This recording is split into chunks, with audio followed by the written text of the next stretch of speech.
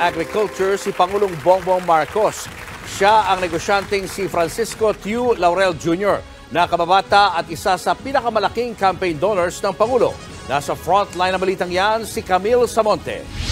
We're trying out Makalipas ang mahigit isang taon, personal na ipinakilala ni Pangulong Bongbong Marcos ang bagong kalihim ng Department of Agriculture. Yan ay ang kababata niya at isa sa kanyang mga... Ayan, meron ng bagong DA Secretary. Kayo ba ay natutuwa dito? Para sa inyo ba ay good news yan? Ito po ang aking komentaryo patungkol dito. Unawain po natin. Ang magandang nakita ko rito sa nangyaring ito. Finally, nakinig si Marcos sa sigaw ng tao na bumaba na siya bilang DA Secretary. At yan ay para sa akin ay tinitingnan kong magandang senyales. Ngayon, kung maganda man or hindi yung kanyang piniling tao para pumalit sa kanya, obserbahan natin. Obserbahan muna natin. Okay? Kasi ang importante para sa akin sa ngayon, ang tagal nating sinisigaw, bumaba na siya bilang DA Secretary. Kailangan na talaga maglagay dyan. Ngayon, kung tama o mali yung kanyang pagpili, depende po yan sa resulta. Kasi may mga nagsasabi, may conflict of interest daw ito, yung napili niya, may mga issue dito, may issue doon. Ang sa akin, kung meron siyang illegal na ginawa, dapat idemanda. Kung hindi naman illegal, kung conflict of interest, tingnan muna natin. Pero sa akin kasi, I will go for the result. Kung mas mabuti mang tao ito, or masama siyang tao, pero bababa ang presyo ng bigas, bababa ang presyo ng mga agricultural products natin, ng bilihin sa palengke, gulay, etc., etc., para sa akin, epektibo yan. Masama siyang tao, komunista siya, ang importante, kung ano yung trinabaho, kung anong binigay sa kanyang trabaho, gawin. Yun lang po ang importante. Pero, pagkatapos ng mga ilang linggo, ilang buwan, hindi bumababa ang presyo at walang nangyayari, tayo ay sisigaw araw-araw, palitan niya ni Marcos kasi hindi yan dapat. So, I will go for the result. Ako po kasi, hindi basta-basta naghuhusga ng isang tao. Bigyan ko po kayo ng halimbawa. Ito ay inamin ko kay DG Bantag. Nung nagkita kami. Nung una, ako ay duda kay DG Bantag. Sabi ko, baka nga, ganito, ganyan. No? Sinabi ko yun sa kanya, alam niya yun. Sa katunayan, nung una po, ay ako, nung nahuli yung anak ni Boying, ako pa ay pumabor kay Boying. Kasi sabi ko, I will go for the accused until proven innocent. Yun ang aking Yun ang lagi kong sinasabi. Tapos dumating tong kay Bantag. Nainamin ko naman kay Bantag to. Naunawaan niya naman. Pas katagalan, case close na. Nawawala na yung karapatan ni DG Bantag na manatiling inosente. Hinusgahan na siya na trial by publicity. Sabi ko, mali ito. Tapos walang lumalabas na forensic evidence. So anong punto ko? Binibigyan ko ng tsansa. Binigyan ko ng tsansa si Boy. Pansinin nyo after the election, doon sa mga matagal ko nang nakasubaybay sa akin, after the election, nanahimik ako patungkol kay Marcos. Sila banat sila si Banat Bay tsaka si Boss Dada. Banat sila dire-diretso. Ako, nanahimik ako for some time. In-observe ko. Sabi ko, kung may magagawa. And dumating yung panahon, walang nangyayari. Kaya, bumakbak na rin ako. Ganito rin dito. Bibigyan natin ng chance. Ang importante sa akin, bumaba ang presyo ng lahat ng bilihin. Wala na akong pakialam sa kanya.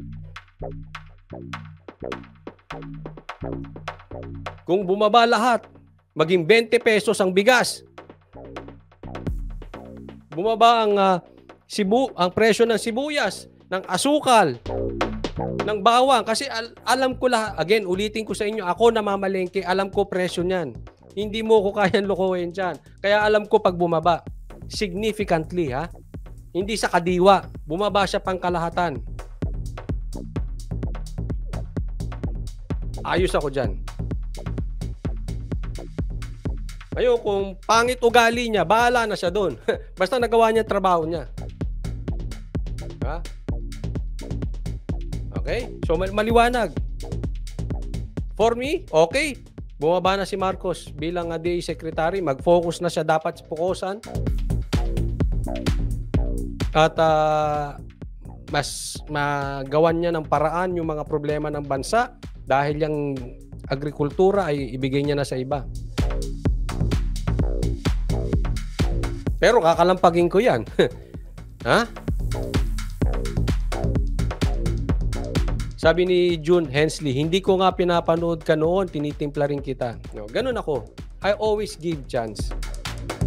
Sa lahat, papansin nyo. Basta umano yung isang tao, si Boying, si lahat. Titingnan muna natin. Mahirap kasi maghuhusga kasi ako ayoko nang husga dahil ako rin marami akong kasalanan sa buhay na nabago ko rin, no? Mahirap, ayoko nang husga.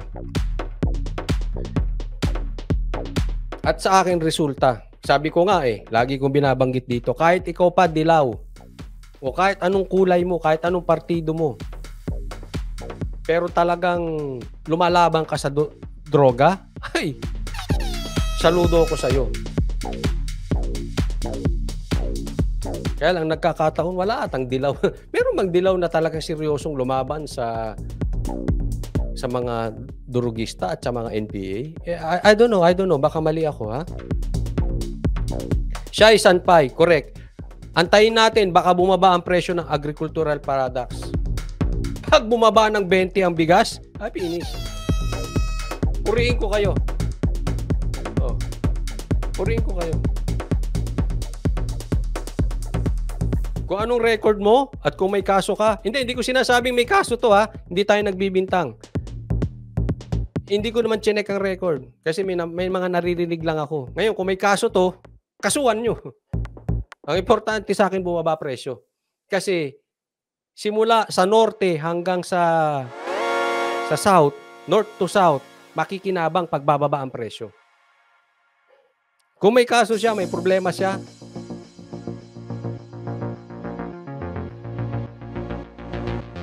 problema niya yun. Kung gusto niyo ikulong niyo. Hindi ko na problema yun. Hindi ko na problema. Hindi ko sinasabi may kaso or ikulong. Hindi. Ang punto ko lang, ang issue ko lang, doon ako sa pakikinabangan ng maraming Pilipino. Halimbawa, bigyan kita ng malupit na ebidensya. Naturingang DDS ka nga na senador. Hindi ka naman nagsasalita. Sayaw ka lang ng sayaw sa Agos. Mas gugustuhin ko pa yung dilaw na senador pero kumontra ka. Bigyan ko kayo isang halimbawang malupit na malupit. Halimbawa, si Pimentel. Wala akong nakita sa Senate hearing, kahit sa Congress hearing, na binara ng ganun si Boying. Hindi yan nagawa ng ibang DDS. Diba? Sa nakapanood, pinagtanggol niya yung Banateros Brothers. Natuwa ako dun. Dilaw yun ha. Kung binara niya si Boying, walang takot. Yung iba nakikita ko, takot eh. Yung iba nga sa Congress, nung si Boying, ito ha, hindi ko na lang papangalanan. Nung si Boying tinatanong nila, ang babait nila. Nung umalis na si Boying, ang natira na lang yung babae, anong pangalan nun? Hindi na kasi lumalabas eh. Yung babae at saka yung tumakas, yung tatapang magtanong. Pero nung kay Boying, ang gagalang. Oh, pero si Pimentel, binara niya ng husto. Binara niya ng husto si Boying. Sabi ko, ba ayos to? Again, saan ako? Sa resulta.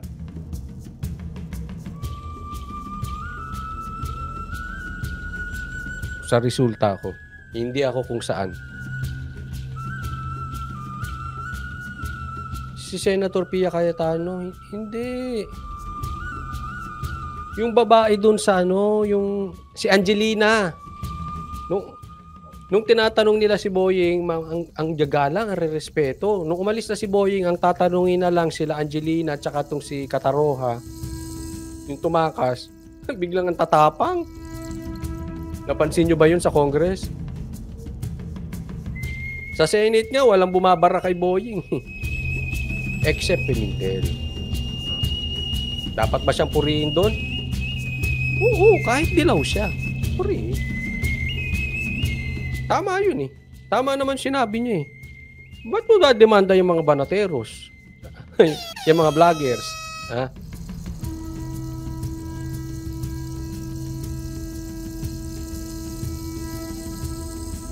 Ito sabi dito.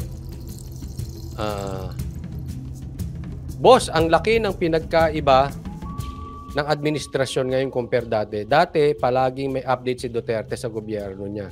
Every week ngayon, di ko alam kung paano na tumatakbo yung administrasyon ni Yun ang medyo talagang pinagkaiba. Kasi alam nyo naman si Tatay Digong.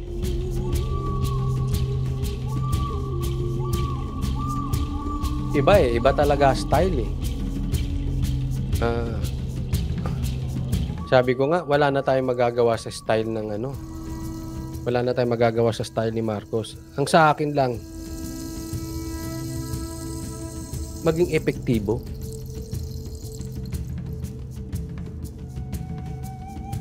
Ito ay magbubumirang. Kasi kahit sino ka pa, pag bumaba talaga ang presyo, napakalaking bagay na yun. At yan ay alam natin ay isa sa trabaho ng presidente. Kaya kung magagawa nung kanyang bagong DA, ay malaking tulong yan sa kanya. Bumaba ang presyo. Ngayon, kung magagawa ng gobyerno ngayon, mabigyan ng maraming trabaho. In short, ramdam sa kalsada yung pagbabago. Hindi sa numero. Kasi ako wala akong katiwa-tiwala sa numero. Tingnan mo yung itinaas ng ratings ni Tamba, 6%. Kalokohan yun. Ang tanong, ramdam ba sa kalsada?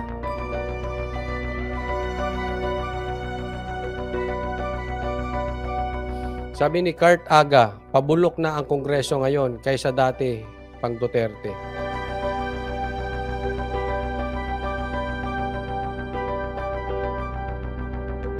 Cora Del Rosario, maraming salamat sa stars.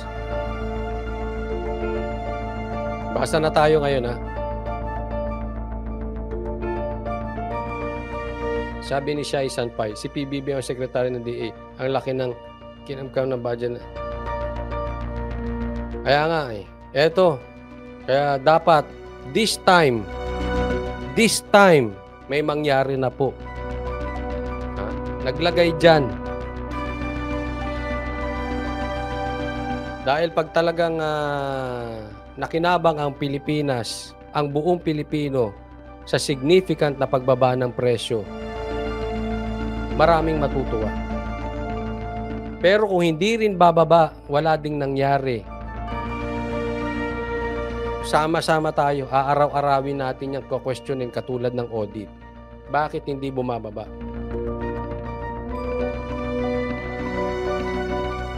Sabi ni Edgar, Well said, Sir Oli. Yung mga senators na na-mention dapat lumabas sa kanilang mga comfort zone at gumising na at magtrabaho ng husto. Hindi pa banjing-manjing.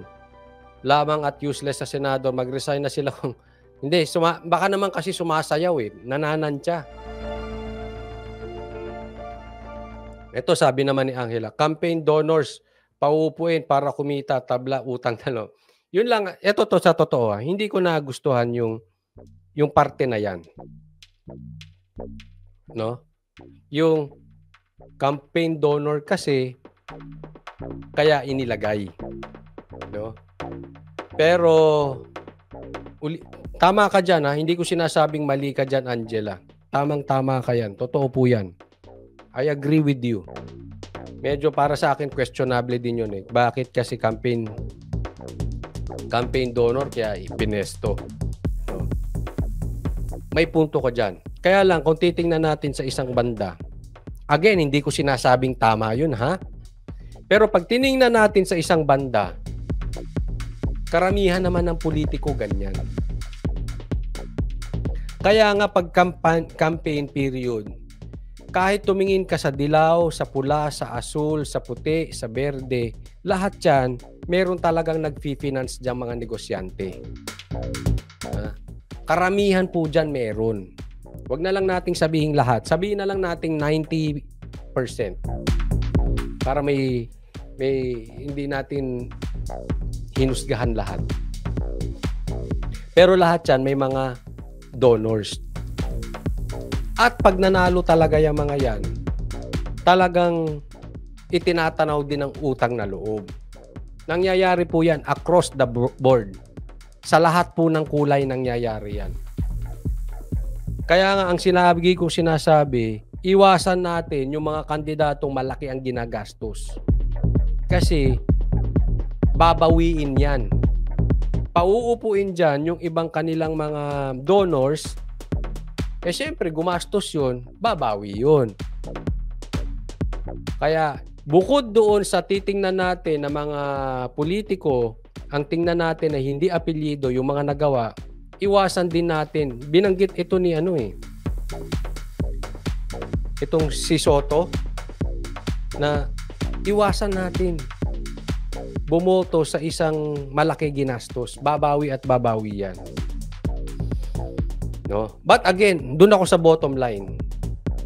I will look for the result. Pag tama resulta, okay yan. Basta bumaba ang presyo.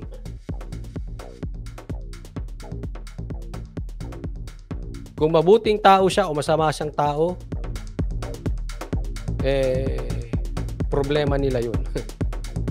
Ang problema ko, makinabang ang maraming mga Pilipino sa pagbaba ng presyo. Yung nararamdaman mo sa kanto, nararamdaman mo sa palengke, nararamdaman mo sa kalsada, nararamdaman mo sa bulsa.